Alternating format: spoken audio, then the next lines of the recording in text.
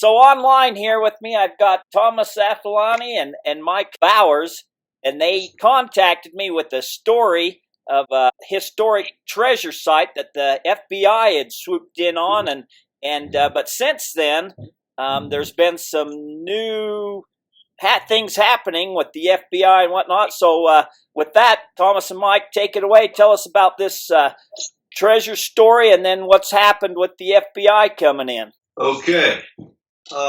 Get you started with this. As I talked to you before about it, Terry, been a lot of animosity about this treasure site. There's a lot of people that have been up there searching for it over the years. There's a story on it, but it's kind of sketchy. People have been out there trying to get out there and search for information, any information they can get on it. And there's been a lot of arguments back and forth about whether it's real, whether it isn't real. And it's just something that's really heated here in PA. We live about, what, 2.5 miles? Or 2.5 miles? About 2 hours. Yeah, 2 hours from where it all starts, up in Dents Run. That's what they call it. They call it the Dents Run Treasure. So anyways, I'll tell you how I got involved in it about 35 years ago. And I was at my cousin's, he had a little coin shop, and I was in there just killing some time. Fellow walked through the door and started talking to me, and he said, "Hey, did you ever hear anything about the Dents Run Treasure?" Well, ironically, I had read a treasure book. I did a little bit of metal detecting. I wasn't as heavy into it then as I have been in recent years, but I did a little bit of reading on it, and I don't know which one I read. I mean, Sandra Gardner came out with a story on it, and Francis Skelly came out with a story on it, and I don't know which one I read, but I read one of those stories, so I had a little bit of knowledge on it. And as he's telling me about it, he said, and, you know, whether you believe it or not, it doesn't matter to me. I mean, I took it for what he said. He said, I was in the service, the Army. He said, I was up there with these old Army detectors, the old style Army detectors, Yep. He said, and a bunch of us, and we were searching for it. Was he? I don't know. He's just telling me what happened. He said, when I got out of stuff, he said, I want to go back up there with something better than what we were using. Even at the time he told me, it really didn't have any, that's not me. I was down at the local school trying to find a coin, one of those deals. So anyways, later on, as I got more into cash hunting and things around this area, and I started learning more how to research things, I went back and I took a look at this treasure, so-called Civil War treasure. And I'm just like everyone else. I mean, in other words, I had a hard time finding, anything that was going to put me on this story where I could take time out of my day to go up there and search for treasure. I never really did until a friend of mine stopped in years later, and he said, hey, there's a guy up there searching for the treasure, or he's writing a book or something off of me. My name is Jack. I don't just use his first name. I said, yeah, sure. So at this time now, of course, I'm a professional inventor. I had invented the electroscope. I was selling some electroscopes. I was in the hobby. The way I got started was I built one for myself to take out and hunt. And friends of mine liked them, and they started using them a little bit. They said, hey, why don't you sell these things? So, make a long story short, I started selling them one at a time, and eventually I was able to open up a business, the Electroscope Company. Okay, so anyways, get back to the story. I went with my friend up there and met this individual, and I sent you some tape on that. Yeah, I did. And that's where we went up there, and it just shows you the kind of, in the tape, you can see the kind of layout it is up there. I mean, these mountains are steep, and there's a lot of them. I think you see that in the tape. And we went up, he told me the story, he laid everything out, he put out his maps, he'd done a lot of work, on it. Still now we don't know. I don't have the whole thing on this treasure. Now he said he has some information on it that I never seen, Terry, but I took him at his word. But I didn't have enough information to warrant me being interested in this treasure. As a matter of fact, I still don't have that kind of information today, but I have a lot more information than I have then. But anyways, make a long story short, I'm going to bring the viewer up to date exactly what we're talking about. And here's the story. And I'm going to read this first part because I want to show you how I research a little bit. I'm not going to go through the whole thing, but just to get started, I'll show you how to research these treasures when I do it, so that somebody interested in cash or something get a little bit of an idea. Maybe it'll help them. Maybe it won't. I don't know. But well, you're exactly right, Thomas. Because a lot of these stories, before you waste your time on it, you got to do your research on them, and that'll save you a lot of time if it's a story that you can't put together that it's any truth to it. Why waste your time on it? So you're exactly right. So this research is important. Absolutely. Not only that, when I told you before about my electroscopes, a lot of people understand this is not a miracle machine. It's a tool. You got to get in. You got to get in the area. It may be a long range piece of equipment, but I mean, there's miles of woods out there. You got to get, the closer you get, the better chance you got with the scope. It might get you into the area then. If you use the scope good, you'll get into the area. You can use your metal detector, or you can use any other type of device you need to use, toolbox. And then you can, work that area with that equipment. But to get in the area, go ahead. Yeah, and I liked what you said about that, because I'm kind of a skeptic with the long range locators, but I do believe there's something to them. But I like what you said. It takes you close to the area, then it's up to you to narrow it down with your detector, your toolbox, or something like that. So, man, that's got me really intrigued. And one day I'd like to do another video with you just on the electroscope, just so I can learn more about it. I'll tell you, I even thought sometime, I don't know how these things work, but I'll tell you what I like to do. I like to take this, the computer out into the field and do it live with you. You know what I mean? That would be, I would like to do that, to see it, physically see it work firsthand. That would be great. You know where I'm coming from. I'm not saying I'm going out and find coins and all that kind of stuff. Well, maybe I can find like if I take my relic hunter out, I can find a musket ball, a button, or something like that and do it live, Yeah, I would like that. All right, to get back to the story, I'm going to read, there's only a short part here I'm going to read, Terry, just to give the viewer an idea how I do this research. Now, this story, although Sandra Gardner and Francis Skelly wrote for the Treasure magazine, this is the original story. I believe it to be one of the original stories. In other words, everybody says that the story of the gold ingots here in PA, they weren't done before 1973. Well, that's not true. Actually, I think this story was written around 1930s. Ah. It was presented in the 1968, 1970, in that area. It came out in a book. And I'll get into that a little bit later. But let me get you started with this. It says, one afternoon in early June of 1863, a strange-looking caravan, wagons, and armed horsemen came up the old Toby Clarion River Trail to a small clearing and made camp for the night. The cascade was made up of two heavy canvas-covered freight wagons, each hauled by 4 mules. A small covered wagon known as an army ambulance. 3 drivers, 8 men on horseback.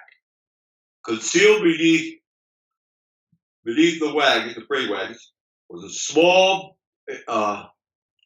false bottom of the large wagons and 26 painted ingots or bars of partially refined gold, each weighing 600 ounces.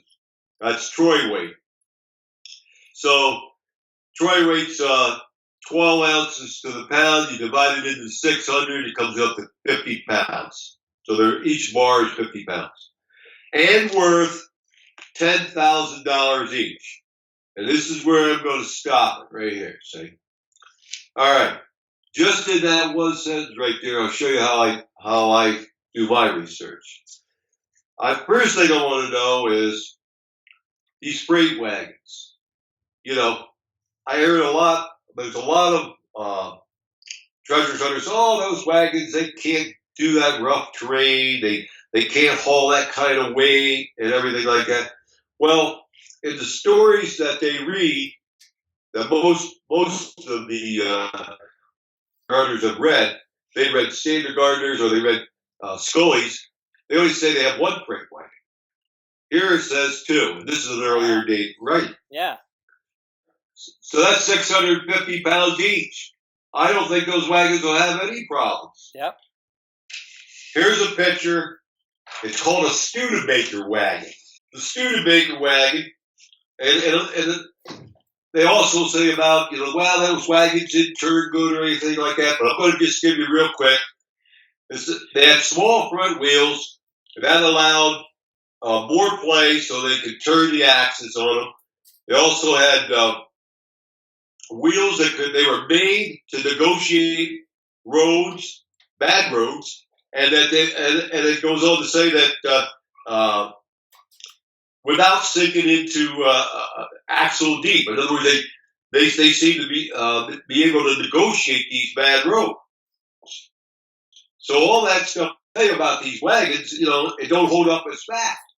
And as you go on, they were made out of seasoned hickory and plank, and they could 4 mules, which is exactly what they're talking about right here in this story. 4 mules, they could haul 2,500 pounds of supplies and ammunition. Wow! So the idea that these gold bars could be hauled by a wagon, that don't seem to hold any water. Yeah. So the next thing, this is what I would do, like you said in the beginning, I want to see if there's any truth to any of this. Whoever wrote this would have to know that, right? So anyways, I get down and it says,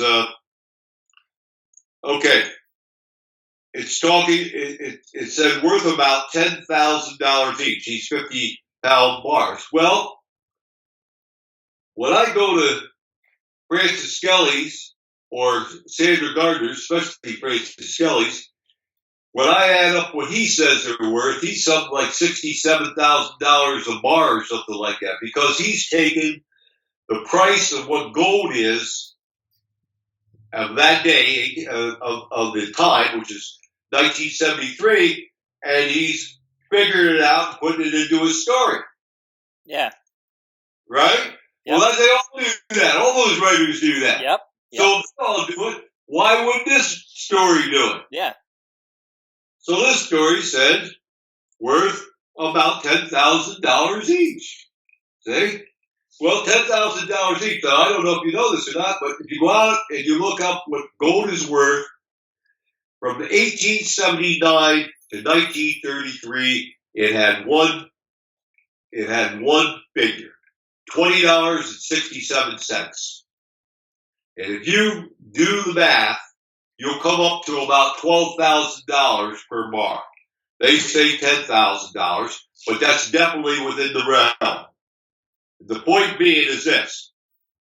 For them to come up with that number, it had to be before 1933, or 1933 and more. Uh-huh. See, that's what I'm thinking. That's just one clue, but that's just, so you write all this stuff down, so that when you come back later on in this story, you can make your own decision. Right. So I give you a little bit of a start on how I do it, and then I'm not going to do that through the whole story. I just did it just to show you how I try to get the facts all to the side, like you say. Yeah. Get the facts. Yep.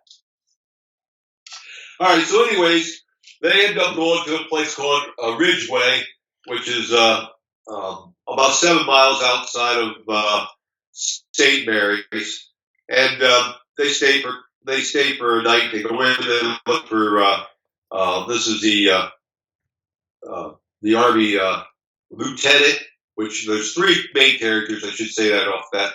Lieutenant Castleton, Sergeant Mike O'Rourke, and a civilian guide by the name of Connors.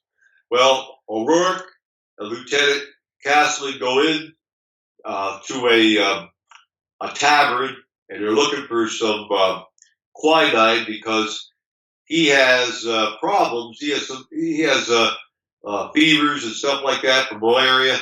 I'm talking about Lieutenant Castleton, and he's looking for quinine, but they don't have any quinine. So while they're in there, the people of the town that are in there think they are looking for draft dodgers and things. So that was common up in that area. And you get about, I can't remember, Terry, but you get something like $50 or $40 or $80 or something like that per person that they pick up. Oh, really? Oh, yeah. So this, Canada had 500,000 draft dodgers. So this was a common thing, Yeah. The Army likes to say that it was 9%, but I think it was more like about 18%. Yeah. But anyways, they couldn't get what they want. They get run out of town. Some ruffians are after them. Town folks are after them. So they pick up, they take off. They end up in St. Mary's, where they have orders to meet a fellow by the name of Richardson that'll help them out. They spent a couple of days at St. Mary's, and this is all up in what they call the Wildcat country, and they were staying high. Say, this is the northern tier of the state. They were staying up there. The reason why they had this gold is they were taking it to the Philadelphia Mint. And anyways, they had a route which was going to take them they came from West Virginia, skirted around Pittsburgh, heading up to St. Mary's. Then they were supposed to go over to a place called Shipping, Emporium today, and then down to Driftwood, down to Cinnahoney, down into Lock Haven, and then Williamsport, Harrisburg, Philadelphia, by raft. But while they're in St. Mary's, this Richardson they met up with, he got some of the folks, he must have knew a lot of people around. He got some of the folks to help them out with their wagons and get some food together and stuff like that. While they're in there, he gives them a map. He says this map would show them a shortcut up over the mountain, about a mile outside of what today is a place called Truman. At the time, there wasn't very much there. If there was anything there, it probably was a logging camp or something. And they would follow what they call West Creek, some people call it Big Creek, over to Truman. Well,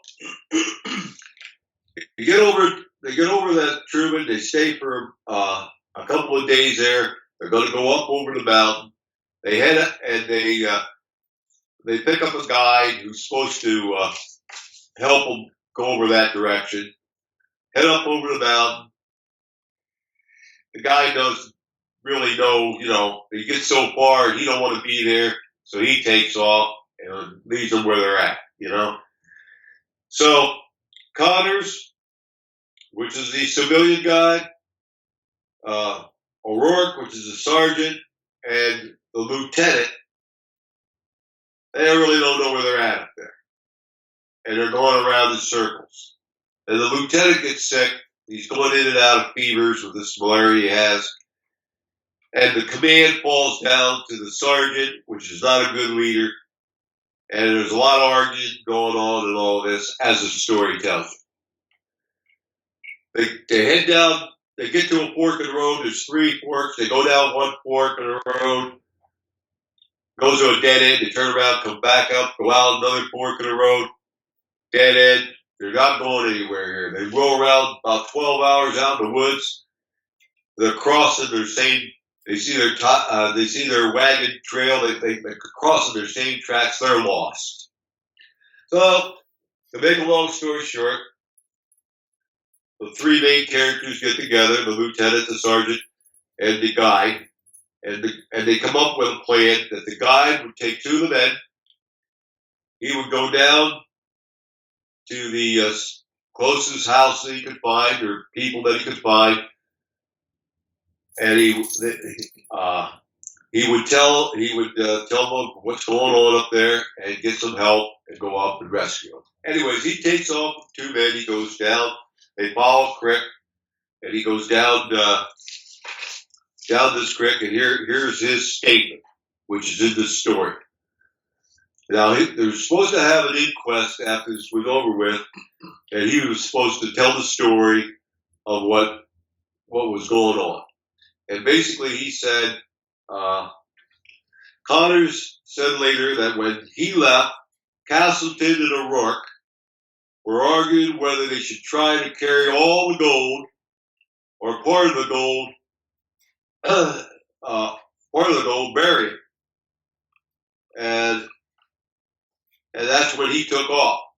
Now, what I left out here is while they were lost, Castleton the men don't know that they're carrying this gold. But somewhere along the trip there, he left it out. So now at this point, everybody knows that they're carrying gold.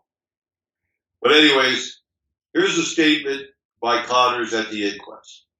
He said, we left camp at daybreak, struck out through the timber, east towards the rising sun. We traveled light. We carried no arms and only short rations for 2 days. The food was getting scarce. I gave Billy a knife and told him to mark the trees so we could find our way back. And then it goes on, he tells about this whole trip going down the mountain, what happened and everything. And basically, I'm going to shorten it up. Two guys named Billy and Sam. I think one of them hurt his ankle. So Connor said, I'll go on alone. You make your way down as soon as you can. That's all. So Connors goes down the rest of the mountain. He gets to a clearing. He sees a woman and her kids out there in the garden or something. And he starts waving, trying to get their attention. They ran to the house and grabbed a gun. Uh-huh. And they said the settlement's that way. They didn't want no part of it. Yeah. So he heads down towards the settlement. He gets down there. He sees some more people. And he ends up blacking out, fading, whatever you want to say. And when he wakes up 2 days later, he's at a Mrs. Walker's house, and he starts telling her, and she said, I sent my half-grown son, or I guess that's what it says in here, her half-grown son after help. And I guess a day or two later, I guess it was 2 days, a wagon shows up, and it's some woodsmen and a Captain Davis. Now we did some searching on this Captain Davis, didn't we? Mm-hmm. And there was a Captain Davis. I found that a little hard to believe, but it was. And he lived up by the Cinnamahoonie, too. And so I kind of, it was a little bit later on, and this seems to be something in the story that, when I tell you, it seems to be, when there's gold somewhere, it seems to attract people. This Captain Davis, after he went up there and met with Connors, according to the story, he ended up moving up that way. It's amazing to me that all these individuals end up moving up around this gold, almost like they know there's something there, and they want to make sure that they're protecting it or they're looking for it or something. Right. But anyways, so I bring you up to date to where he's in the house. So anyways, Davis shows up. He shows up with a wagon, some men, and I'll pick it up there. And this is Connors telling the story again at the inquest. His I was lost most of the time, but Davidson's men seemed to know the country well. Moving north 2 days later, we found the abandoned wagons where I had left Castleton Park. The trail led off to the southwest, and it seems to Davis and his woodsmen that the party had split up and wandered off in several directions. We couldn't find any of them. And finally, Davis called off the search, and we went back to Lock Haven. Here's something I find it's pretty interesting. Like I said, when you read Gardner and Skelly's, they don't say any of this. It says, according to Castleton's journal, which Castleton gave Connors, supposedly, a journal to take with him when he left. It said June 9th was the day the party left the sawmill and started up over the mountain. June 17th was the day Connors and his two companions started for help. And June 29th was the day we got back to Lock Haven. Now, what I find funny about that, I do a lot of research, I read a lot of different treasure things, stuff like that. I find about that, very seldom do you ever have anybody put down the dates in any treasure. You've done them. Yep. Look how many times have you seen them put down the dates, specific dates of when something took place? Yeah, not very often, but you're right. If it's in a journal, there's always dates. If you can find something in a journal, yeah. Yeah. So anyways, regardless of how I feel about the story, whether I feel it's real or not real, I told you it's not enough here for me to go search for it, so obviously I'm not, 100% in here. I'm not even 90% in. Matter of fact, to be honest with you, I was about 5%. Another 95% against doing anything with this. I've changed my position a little bit. I'm no longer no longer a 5%er, huh? Yeah, I mean that's the truth. But the more I start getting a little bit more research, the more I start putting stuff together, Terry, I don't know about this story with the Civil War gold. You know what I mean? Right. But I'm going to lead you right into another story about a treasure, and it happens to be right about here. See, something I know that I can research, look at, and find facts on. But anyway, so to finish off the story, they had an inquest and everything like that, and the Army wanted to say that Castleton or O'Rourke, they wanted to have them held for treason if they ever found them and all this kind of stuff. But Castleton, according to this story, Castleton's family had a lot of influence, and they said, wait a minute, you can't do that until you find, what his story is. And they dropped it for a little bit. Meanwhile, they bring in the Pinkerton Agency. So the Pinkertons are supposed to come into the area. They spread guys all around, guys that are lumbermen, guys that did different tasks, different trades, and try to listen for anybody that had quick wealth or got money real quick or passing gold or anything else. And two of the detectives that came in, one named Donovan, the other one named Dugan. They're out there searching like the rest of them, and they end up finding 2.5 gold bars and under a tree. They came up with the conclusion that, the treasure had been divided up, and this was some of the divided treasure. But they never found anything else. And they carried this investigation on until 1871, where the Pinkertons talked to the Army about it, and they said, hey, this got to keep this secret, can't tell anybody type of stuff, keep it secret, and it was dropped in 1871. So basically, Connors, who was still around, they sent him out west, according to the story, to a port out west, and he was watched the rest of his days. Billy and the other fellow that come down the hill with them, they got killed in battle during the Civil War, so they were gone. Nobody's ever heard of anything of the other guys, except, according to the story again, years later, along the county line, they were doing some surveying and stuff out there. They came across a shallow grave. They dug it up, and there was 4 or 5 or 6 men bones in there, and they think that's the rest of the troopers. Now, how much is this true? I don't know. I know one thing. If you're going to go use this to come up with the idea that, that goes up there, I'd have a hard time doing it. Real hard time. So I never really searched for it. All right, so then that brings you up to what's going on today, in which I'm sure you read about it. Once I saw that, it started to take place. It actually started to take place in March.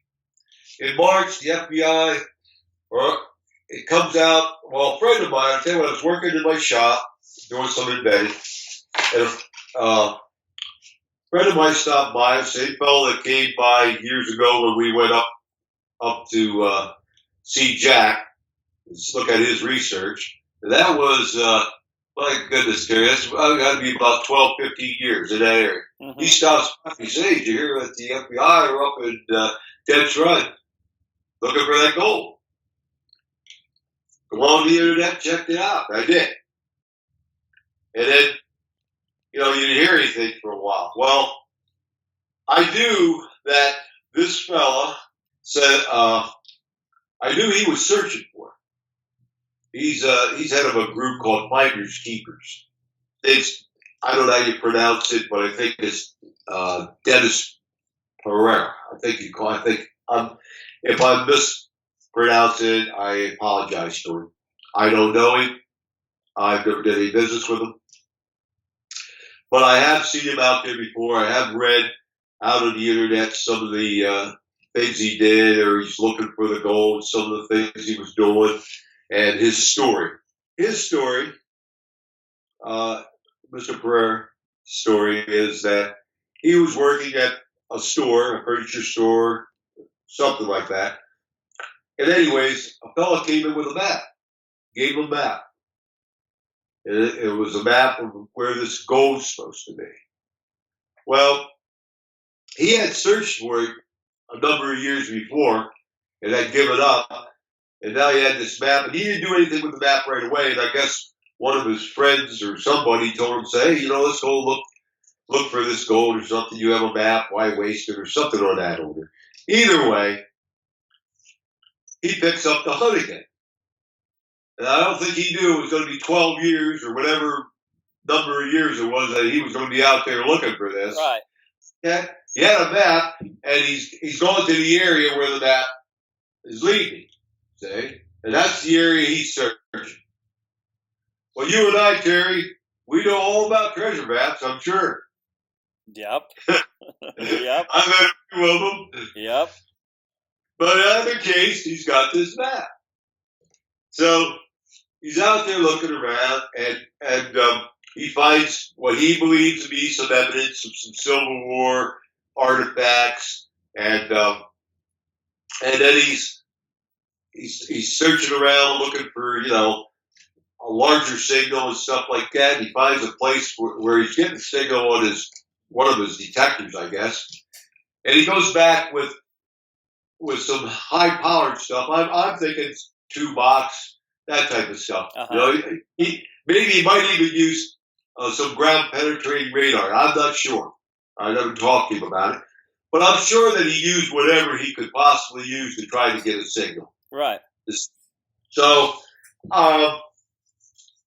if you're doing this as long as he was doing it, I think that using the equipment, I'd have to believe that if he hit something, which I think he said it was like 10 by 5 or something like that he would be able to pick that up. I mean, that he's not a novice at this, but he's getting this signal down there, and he believes it's gold.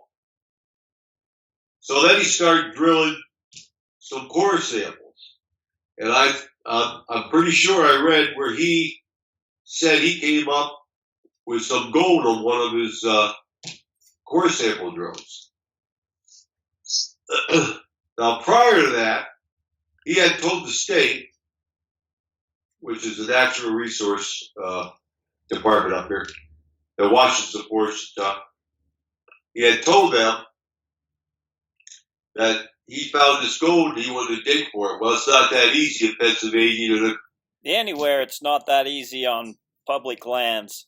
You got to Exactly. file treasure troves and get permits, and yeah, it's not an easy thing at all. This is pretty naive, this part. You know what I mean? Yep. I mean, on this part. But, I give him the benefit of the doubt. I think he was thinking, I'm trying to do this right. And, yeah. So anyways, they don't buy this. They're not going to, first of all, they don't buy the story. He sends in what he found. They're saying, hey, this is post 1880, some of the stuff. They're just not buying. Right. And I don't even know if they would have bought it, whether they're going to let him dig anyhow. So anyways, after he told the state that he found a Civil War treasure. Well, the state wasn't going to have any part of anybody digging up there. I think just about anybody could have told him that. But I'm sure he was excited. Yeah. And, I think it just the way it works. You know that. So anyways, this goes on for 5 years. He's out on the internet. He gets an attorney. He's arguing back and forth with the state. He's inviting TV companies and all this kind of stuff, all this publicity stuff that come in. It doesn't really do anything. In other words, it didn't move the needle at all. As a matter of fact, I can tell you because I know some of these individuals. You only harden their resolve. That's all you do. Yep. So, anyways, he comes up with the idea. I imagine this is how it happened. I don't know that, but I'm thinking to tell the FBI, because the FBI this is federal gold, which if it's a story, federal gold, it's federal money. The FBI has rights to it. They can take that money. He cuts a deal with the FBI. So he said, I haven't seen any deal. I've seen no papers on it. So he says. Yeah. He says he cut a deal with the FBI, and that the FBI, I don't know what percentage or anything, but they were going to give him something. He showed him all the information, all the research he had, and all that. Meanwhile, the FBI, they're not going to go by just him. I've been down this road before myself. I know exactly what they're going to do. Yeah. They contact a company, and that company is right here. I'm not going to say who they are, but I'm going to tell you this is they're worldwide, right, Mike? They're big time. They're big time. Big time company. Yeah, at least they're nationwide anyhow. They're pretty big. They find they're in the geophysics application surface stuff. They use a number of different tools to do that. They use an instrument called a gravimeter. They do magnetic locating, field mapping, terrain conducting mapping, metal detecting. And right here, as long as my arm, there's all the different things that they do. And I'll just give you a couple. They look for murder barrels, weapon detection, buried weapons, concrete thickness determinations, grave and burial detections. I mean, just give you, that's just a few. But they have as long as my arm. So this, I'm looking at this and I'm saying, okay, it's pretty impressive. This is a top-notch company, and they're really in the business big time. They probably do things for gas and oil companies and things like that. So the FBI gets a hold of them, and I'm going now from what I read on the internet in different stories, which was out there. This is him out there on the internet, so I'm reading right here. He says that they bring this company in to go over the spot. And they do. They spend 5 hours there. He says that the FBI said, these guys have PhDs. They have a couple PhDs. They know what they're doing, you know, and everything like that there. It would be better if they go first. In other words, anything they come up with, we're going to dig. And if there's any, you know, we'll dig yours later, if, you know. But either way. Yeah.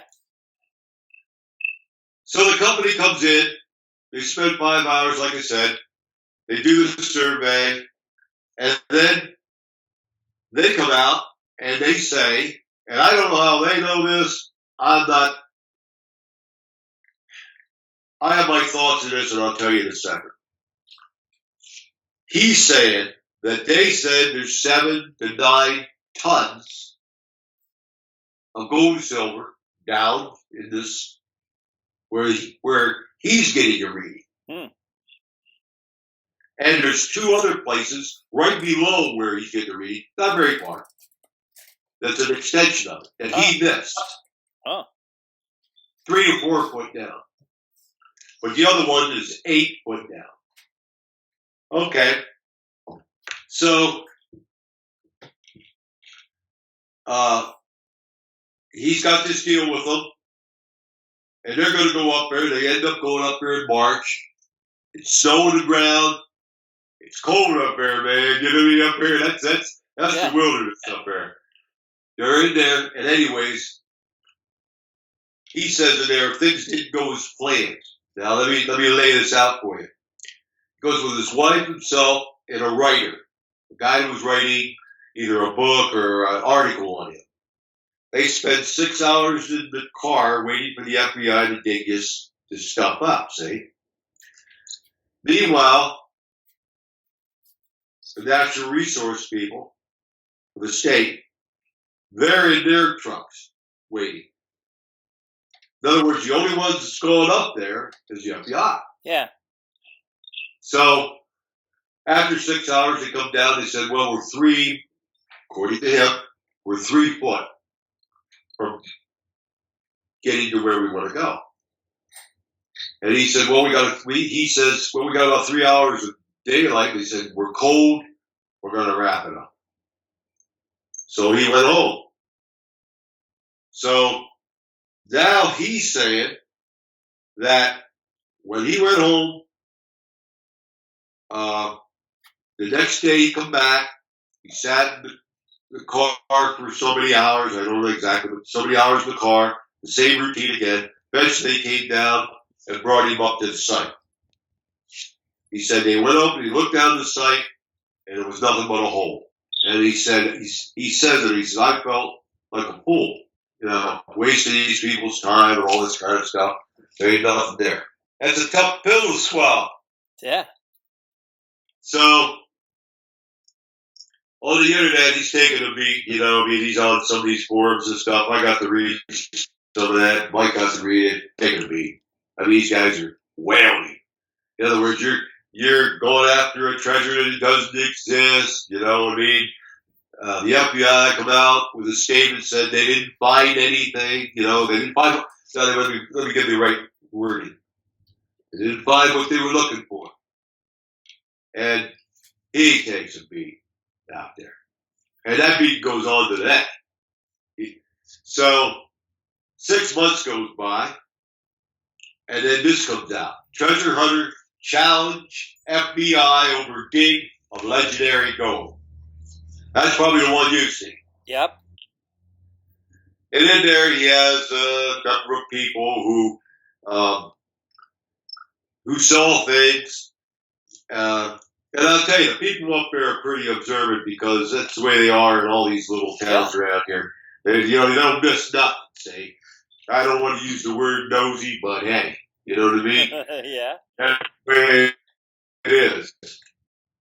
And there's some interesting things. I mean, the guys and people are looking here doing it. But the best one is the one of the girl that was used to be a constable, and she talks about she couldn't get to sleep, but she wanted to go to work the next day. All right, I'll read this to you. I won't say her name, but anyways, this girl who lives nearby told the Associated Press she heard what sounded like backhoes and jackhammers at 2 a.m. Wow. The noisy machine kept her awake and annoying her because she had to rise early for work. And she saw the hillside was brightly lit. Huh? Now, jumps down here, it says, she's talking again. She said, she saw a half dozen black SUVs at the site. One by one, she said, they backed up to the bottom of the hill and rendezvoused with one of the several all-terrain utility vehicles. Yeah, they were using utility vehicles. You could see those out of the net. She said that she tried to put the binocular, but couldn't make out what investigators were transferring from the ATVs to the SUVs. Hmm. And then she gets so bold to say, and I don't know, you know what I mean? Because it's a treasure story, I'll read it to you because it's a treasure story. Yep.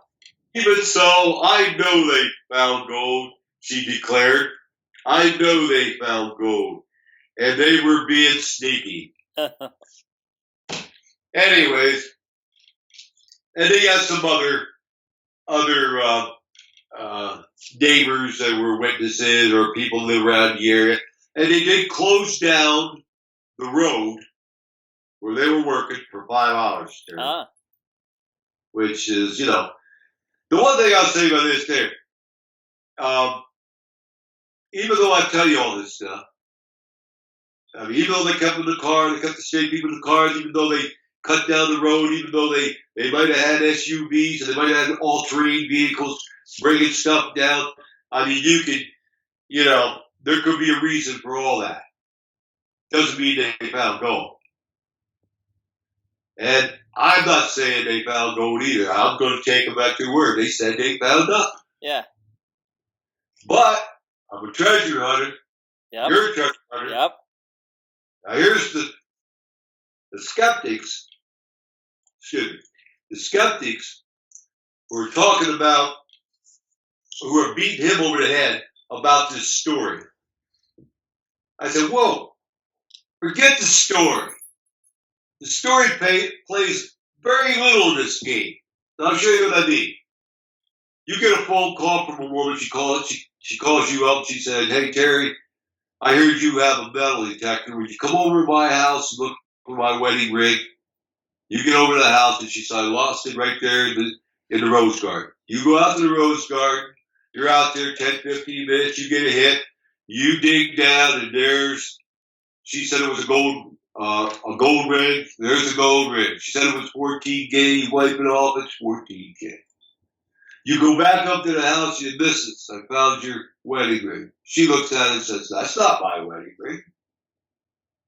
Yeah. Now, let me say what I'm talking. You get where I'm coming from? Yep, I do. They're calling him a liar and everything about this story, that you can't get no research, you can't find good research on it. He was searching for Civil War gold. I mean, in his heart, in his mind, he's searching for gold. Yeah. And it doesn't matter. Maybe, I know this is crazy, but maybe he found this spot, and whether it's gold or not, I don't know. But let's say it was gold. Maybe it's not even that treasure. Maybe it's another treasure. Sounds like to me it could have been another treasure. Exactly. I mean, it's certainly within the realm of possibility. Yeah.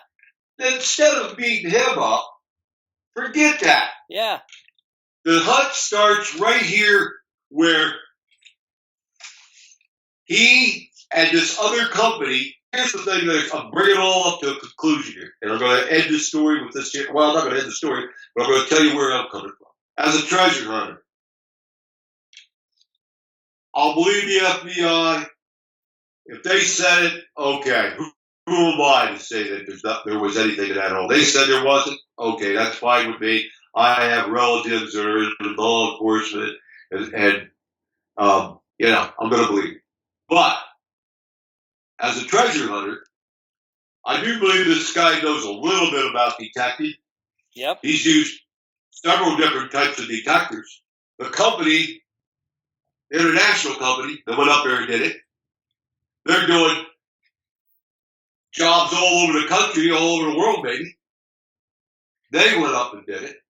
Now, if I heard the story come back and say, hey, we dug that hole, and the only thing we found was a bunch of old drums, a bunch of old big watering tanks somebody threw in years ago. That would be more believable than there was nothing. Yep. You got it. Because that's exactly right. I mean, what? I mean, in other words, are these guys so bad that they can't even detect anything? Yep. See? So, as a treasure hunter, like I said, I'll believe what I'm told to a certain thing, but I have to reason in my mind, and I'm having a hard time with that. Right. And I don't care about the Civil War story. Gold is where you find it. That's right. I mean, this guy could have tripped over something, right? Yep. So anyways, now people will start, this is where my research comes in. They all say it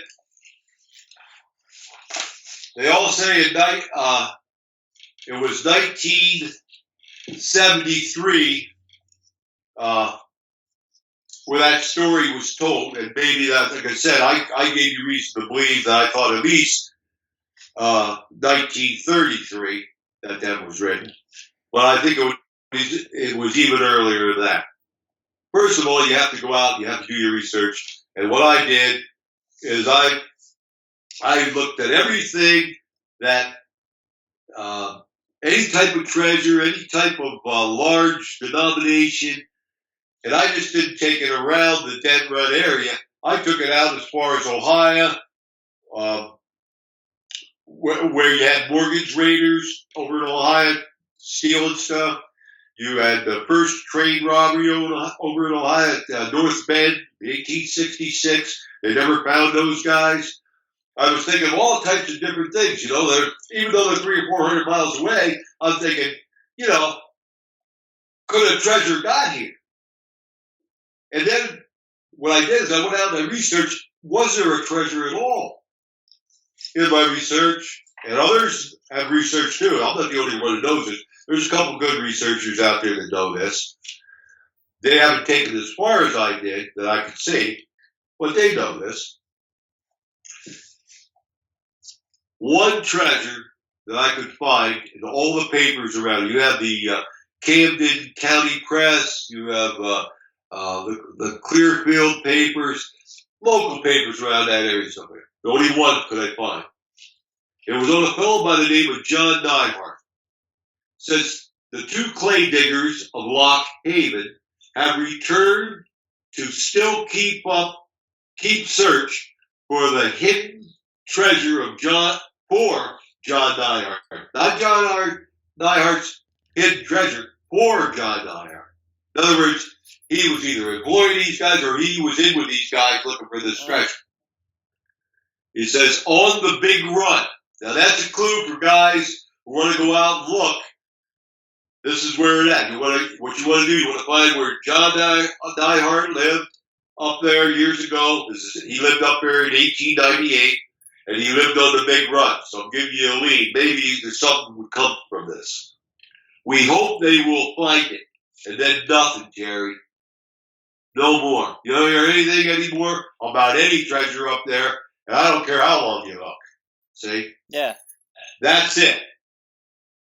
So I started hunting all these guys up. First I started with John Nyhart, then I started going after his friend. I was really curious about who were these guys coming up from Lock Haven?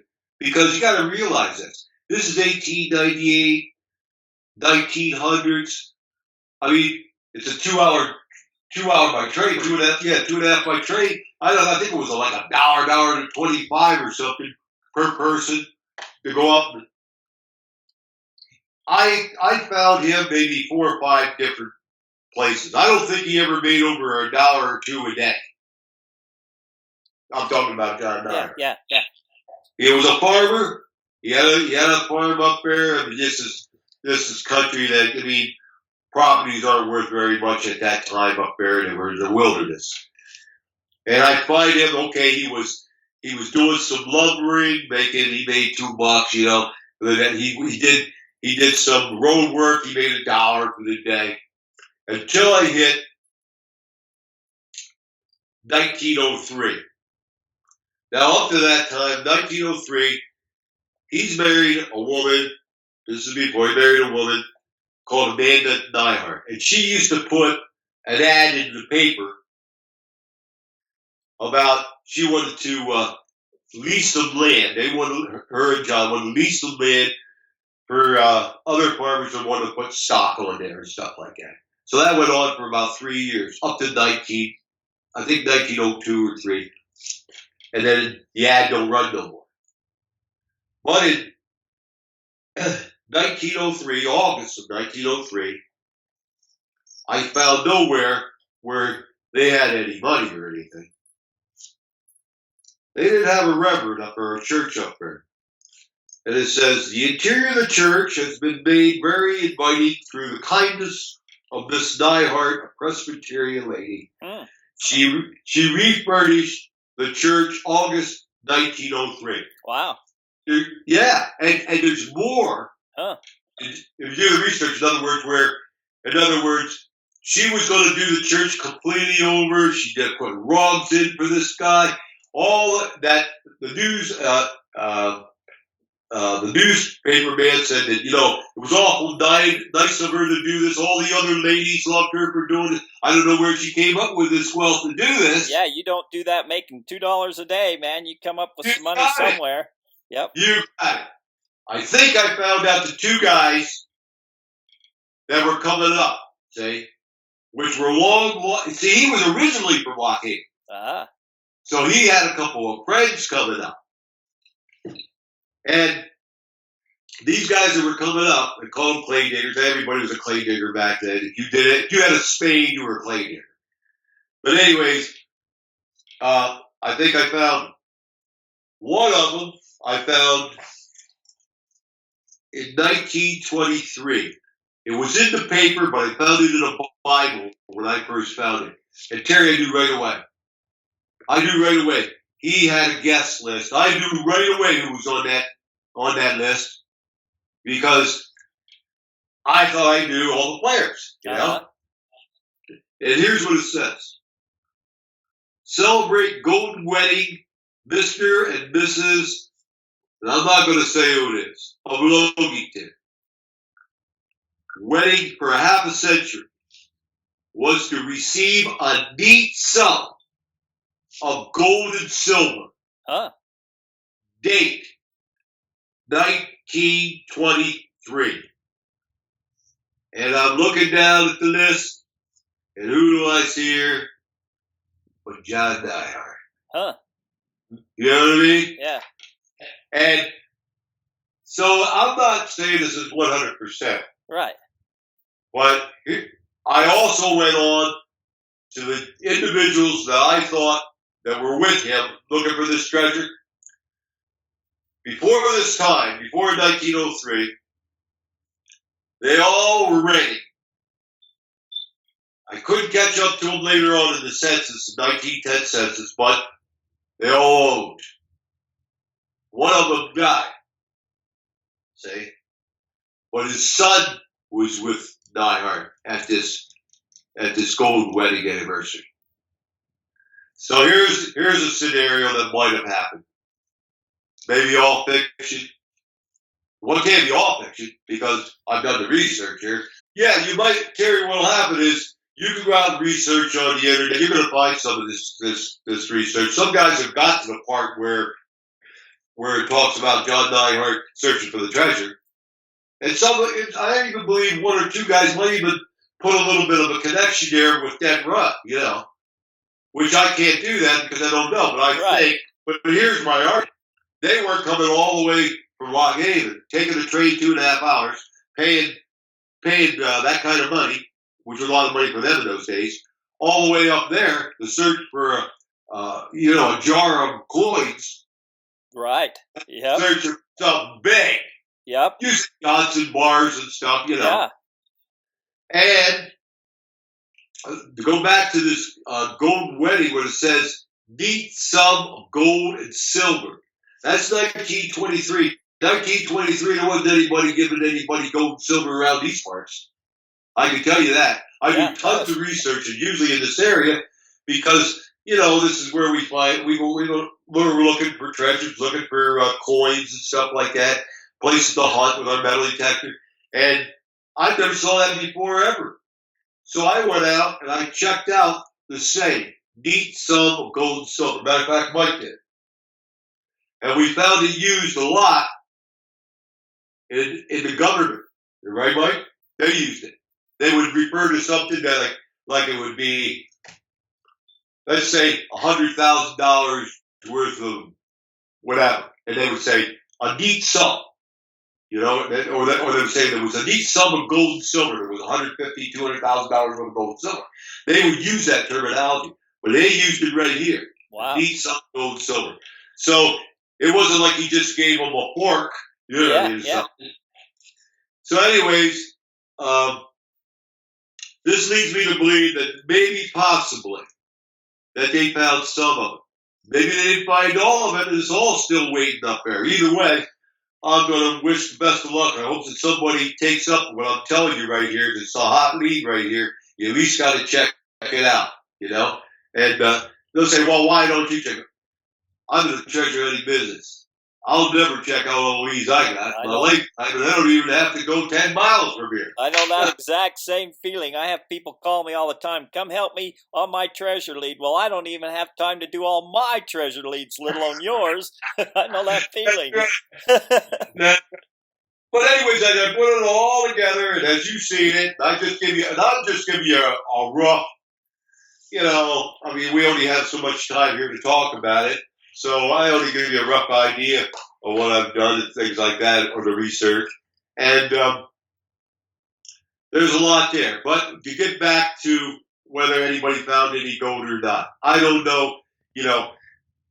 I right now, though, I will say this. I know there was a treasure up there.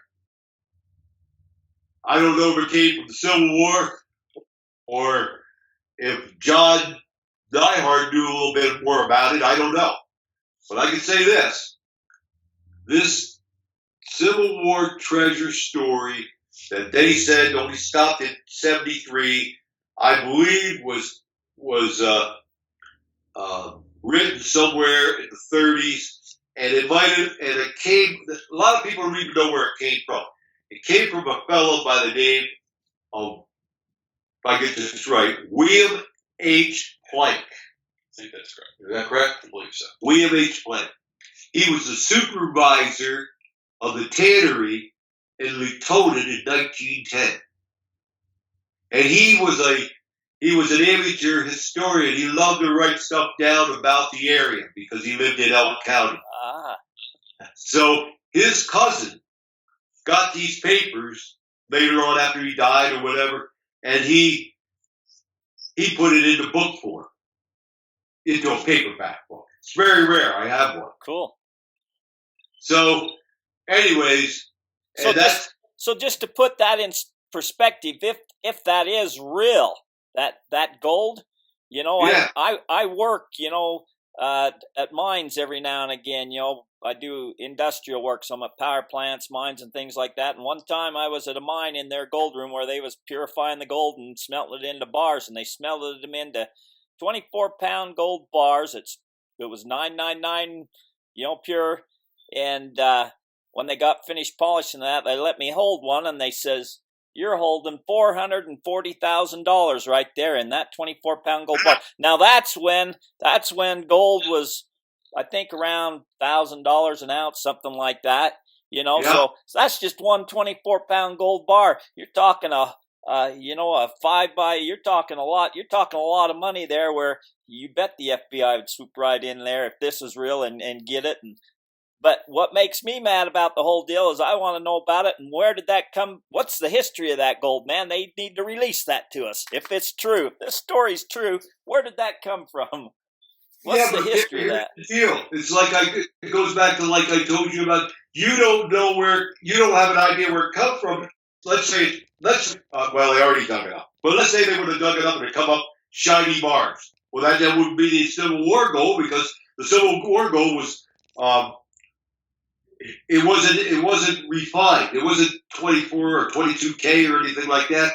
It was more like 18K. You know what I mean? The way they're talking. You know, it needed to be, done. It wasn't right. You know what I mean? It wasn't the same thing that you're finding a place like you're talking about. You're talking about right.